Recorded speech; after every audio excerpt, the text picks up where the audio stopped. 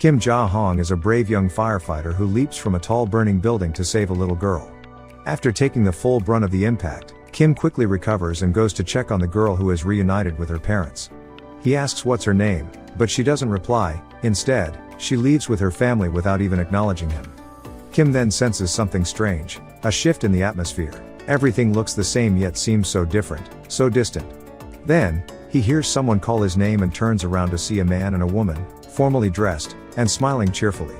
Out the side of his eye, he notices a group of his fellow firemen surrounding a body. It's his body. As he stares in disbelief and begins to freak out, the man and woman approach him and introduce themselves as Haewon and Deok-chun, two of the three guardians who will be guiding him through the 7 trials of the afterlife. They tell him that he died on April 28, 2017, right on time. As Kim pleads with them to allow him one last time to see his mother, he is forcefully transported through a portal to the underworld. Outside the gates of the 7 trials, Kim is introduced to the third guardian, Kang Rim.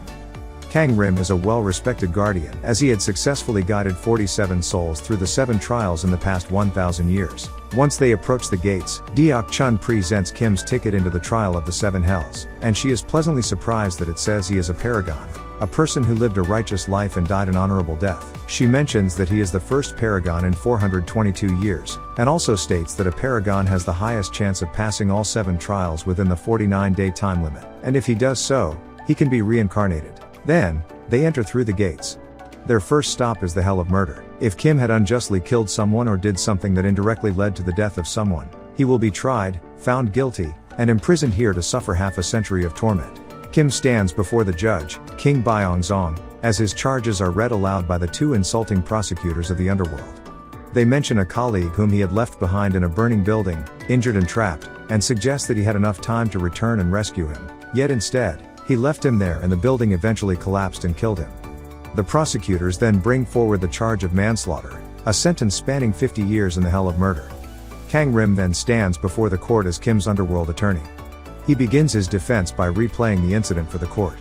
When Kim attempted to help his friend, they were interrupted by the screams of other survivors, injured and stuck within the building as well. The colleague told Kim to help the others and come back for him. After Kim got all the other people out of the building safely, he returned for his friend. But it was too late. The fire had consumed the building and it all came down, killing his buddy.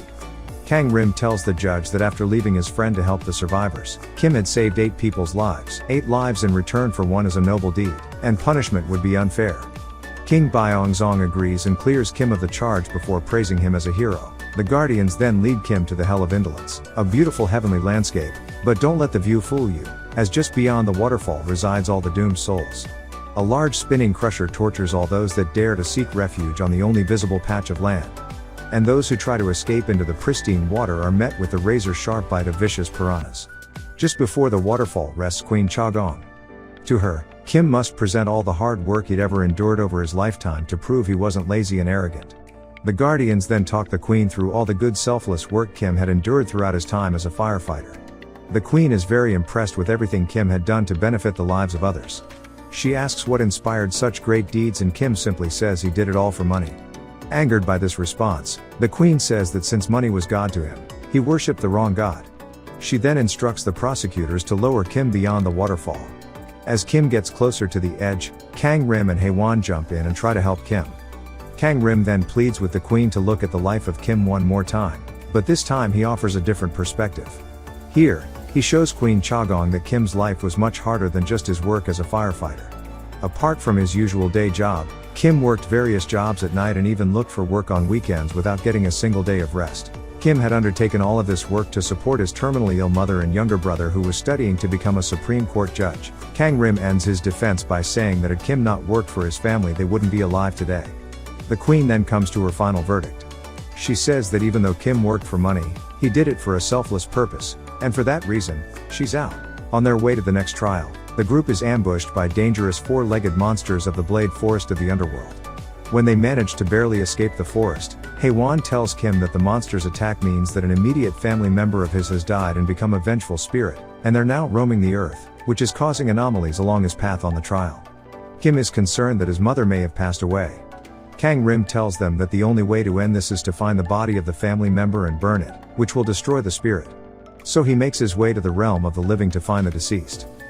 The other two guardians blindfold Kim as the monsters can see what he can, and they lead him to the next trial, the Hell of Deceit.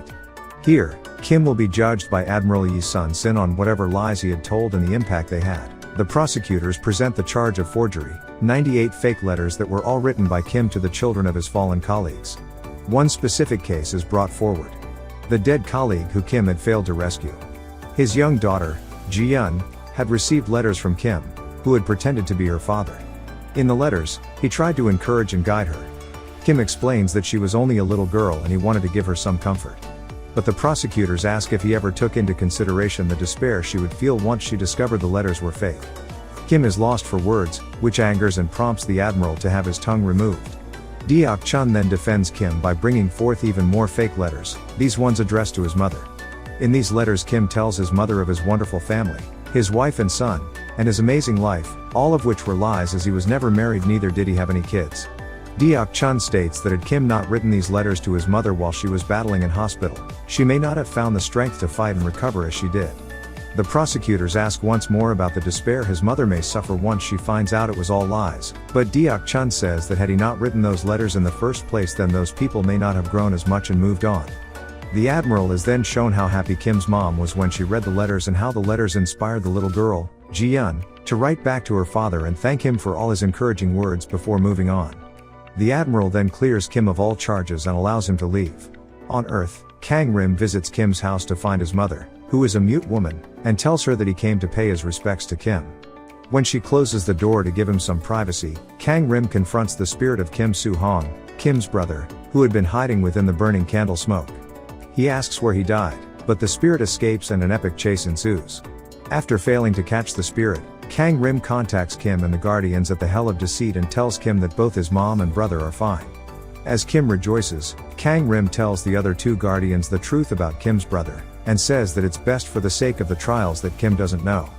Kang-rim resumes his mission to find and destroy the spirit while the group continue the journey to the next trial. Along the way, Kim tells Deok-chun about a rice cooker he was supposed to gift his mother before he died, as a thanks for all the delicious scorched rice she made him and his brother when they were kids. Also, within the cooker he had left one last letter. In this letter he had written the truth, about how he had lied in the previous letters just to make her happy and proud, and how he had missed her so much. The group then traveled to the Hell of Injustice, a place where souls are punished for up to hundreds of years for refusing to help those in need in the living world. Because Kim is a paragon, he gets a free pass through this hell without a trial. On Earth, Kang-rim goes to the military base where Kim's brother Soo-hong was stationed. He finds out that Soo-hong has been labeled a deserter, and the military is looking for him, but it's quite odd that he would desert given that he was only a few days away from being discharged. Under the pretense of being a commander that's investigating the desertion of Soo-hong, he questions Lieutenant Park, who had placed Soo-hong on duty, and can easily make out that he's hiding something. He then finds Sergeant Dong-yeon, who was alone on duty with Soo-hong the night he disappeared, and he turns back time to discover that Soo-hong was the only friend Dong had in the military, whilst everyone else would pick on him for his slow, quiet and shy nature. Soo-hong would encourage Dong-yeon by singing with him one particular song he wrote about being in the military to help him through the tough time. Kang-rim then travels back to the night when Soo-hong went missing. That night, Dong-yeon was nervous and afraid, so he was playing with the safety of his rifle. He was scared that Soo-hong would soon be off duty and he wouldn't be there to deter his bullies. Soo-hong tells him that he'd come check up on him even after his discharge, and that Lieutenant Park would look out for him as well. Right after they embrace, Soo-hong tells Dong-yeon to hold his rifle properly, and in trying to do so, he fires one round into Soo-hong's abdomen. Soo-hong tells Dong-yeon to radio Lieutenant Park and him only. When Lieutenant Park rushes over, he decides not to report it and instead persuades Dong-yeon to help him hide the body, all the while telling him it's what Soo-hong would have wanted. Kang-rim notices that Soo-hong wasn't dead that night, instead the two of them killed him by burying him alive to cover up the incident. After finding the body, Kang-rim decides not to destroy it but rather to save the soul of Soo-hong by helping him shed his vengeance. In the underworld, the carriage reminds Kim of when his little brother wanted to go on the cable car. Deok-chun tells him that she envies him, as the Guardians, who were also once mortals on Earth, are wiped of the memories of their past lives. An argument between her and Haewon leads him to reveal to Kim that his brother is dead and he is the vengeful spirit. Kang-rim follows a drunk Dong-yeon into a club where he spots the spirit trying to kill him. Another epic chase ensues, with Kang-rim finally catching the soul of Soo-hong. He pleads with Soo-hong to give up and come with him in order to help his brother along the trial, but to his surprise, Soo-hong hasn't seen his brother in 15 years since he ran away from the family, and he hates him. Soo-hong then escapes. Dong-yeon then arrives at Kim's mom's house, and throws something inside before running away. Kim's mom discovers that it's a map leading to Soo-hong's body, and Soo-hong also sees the map. Dong-yeon then attempts to do the unthinkable to himself, while Kang-rim watches him. Soo-hong then appears behind Kang-rim and pleads with him to save Dong-yeon's life, and in return he'll do whatever he asks. Kang-rim reluctantly agrees, while sternly stating that meddling in the world of the living will result in consequences along Kim's trial.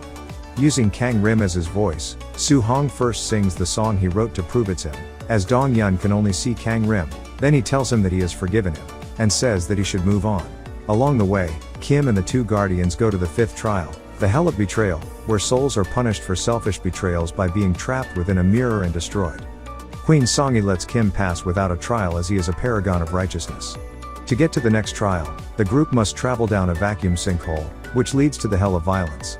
Here, Kang-rim's meddling in the living world takes effect, and the group falls hundreds of miles to their doom, or so they thought. Once Kang-rim is done, Kim and the other two guardians come to a halt and are presented in front of King Jingwang in the Hell of Violence. Here, Kim's charge is for beating his younger brother, who was suffering from malnutrition, for no apparent reason. It was after this incident that he ran away from home and never apologized for what he did. And his brother never forgave him. The guardians try to make their defense, but the king says no defense can be made. There is a clear victim and Kim was never forgiven. He swiftly rushes to his verdict while the two guardians try to get Kang-rim to help. Kang-rim tells Deok-chun to request a combined trial, but Hae-won is extremely reluctant to go along with this. Deok-chun then requests a combined trial and it is granted. A combined trial means that the charges will be presented in the next court along with the charges of that particular trial. If the defendant is found guilty of all of the charges in the next court, then there will be additional punishments for the defendant, and his guardians will be stripped of their duties and all of the benefits of being a guardian. The group then heads over to the next trial, the Hell of Filial Impiety, where souls are judged on how well they respected their parents. Before they reach the court, Kim confesses to the two guardians that he wasn't a good son. His mom was dying of terminal illness and they had nobody else. His brother and he were starving each day, and it was only a matter of time before they all suffer a terrible fate. So that night 15 years ago, when he ran away from home, he tried to end their suffering. He tried to kill his mother while she was asleep, but his brother had woken up and tried to stop him. So he beat him up and ran away out of guilt. Had he gone through with it, he was going to crush up all of the sleeping pills and put them in the food the next day, and his brother and he were going to die as well. He never saw his mother or brother since then, and only sent her letters. Hae-won is pissed. After Kang-rim helps Soo-hong restore his soul, Soo-hong sees his mother enter the base and confront them about her son. Since she is mute, she has a message pleading with them to help her find her son, over her chest. Lieutenant Park tries to stop her and pushes her away, which angers Soo-hong. Eventually, she shows Lieutenant Park the map, which infuriates him even more, and he shoves her to the ground after taking it from her. She is then carried into an ambulance on a stretcher. Witnessing this, Soo-hong unleashes his vengeful spirit once more, and he conjures up a huge tornado in pursuit of Lieutenant Park. This affects the Netherrealm once more, and sand demons begin to attack Kim and the two guardians. After failing to free Lieutenant Park from Soo-hong, Kang-rim calls upon Hae-won to help him. As a fierce battle ensues between both parties, Kim is slowly being swallowed by the ground. Once Kang-rim and Hae-won get Park to safety, Soo-hong witnesses his brother being swallowed by the sand and decides to end his pursuit for vengeance and restores his soul. As soon as he does so, the court of the final trial emerges before Kim. King Yong-hwa, the Lord of the Underworld, reads out Kim's charge. He states that Kim had tried to kill his mother 15 years ago, and for that reason, he will be sentenced. Deok-chun pleads with the king, mentioning that Kim's mother was asleep during the incident and unaware of it. So how can he be punished for a sin against his mother that he didn't even commit and she doesn't even know of? King Yong-hwa corrects her by revealing within the mirror of karma that Kim's mother did in fact know the entire time. She only pretended to be asleep. When Kim was about to kill her, she cried as it broke her heart, but she knew that this would allow her children a better life, so she was willing to sacrifice herself for their sake. Upon finding out that his mother knew all this time, Kim falls to his knees and bursts into tears, pleading with Yong-hwa to punish him as he deserves it. The prosecutors then read out all of the charges. As they do so, an earthquake interrupts them, and in the mirror of karma we see Soo-hong enter his mother's dream while she is unconscious in the ambulance. He tells his mother that he has become a Supreme Court judge in the afterlife. He then reminds his mother about the day Kim had attempted to end their family. He tells her that even though Kim tried to kill them, he couldn't go through with it and ran away, but he didn't desert them. Instead, he stayed away from them out of guilt and worked like a slave his entire life to support them. Had he not done so, they would be dead anyway. Soo-hong then forgives his brother and hugs his mom, and for the first time, he hears her speak. She calls his name and tries to comfort him. She tells him that all of it was her fault. None of that would have happened if she was a better mother. Upon hearing this, King Yomra decides that there are no charges. A sin forgiven in the living world cannot be punished in the underworld. And so he instructs that upon his arrival through the heavenly gates, Kim be reincarnated immediately. Kim thanks Deok Chun before he leaves. In the living world, Kang Rim does one last thing before leaving. He delivers the rice cooker to Kim's mom at the hospital. At home, she opens it and finds his letter. She reads it and smiles. The end.